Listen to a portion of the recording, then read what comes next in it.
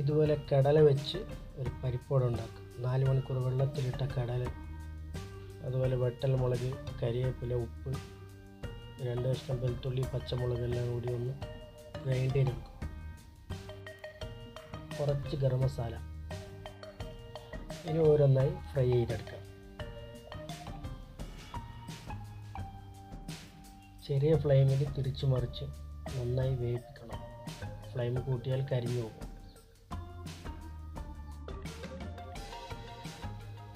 വളരെ ഈസി ആയിട്ട് വീട്ടിലുണ്ടാക്കാൻ പറ്റിയ ഒരു വൈകുന്നേരം കട്ടൻ ചായക്കെല്ലാം കഴിക്കാനായിട്ടുള്ള ഒരു അടിപൊളിയായിട്ടുള്ള ഒരു കടിയാണ്. നിങ്ങളും കൂടി ഒന്ന് ട്രൈ ചെയ്ത് നോക്കും. ചാനൽ ആദ്യമായിട്ട് കാണുന്നവരാണെങ്കിൽ ഒന്ന് സബ്സ്ക്രൈബ് ചെയ്ത് തൊട്ട് കാണുന്ന ബെൽ ഐക്കൺ കൂടി ഒന്ന് എനേബിൾ ചെയ്ത് സപ്പോർട്ട് ചെയ്യണം.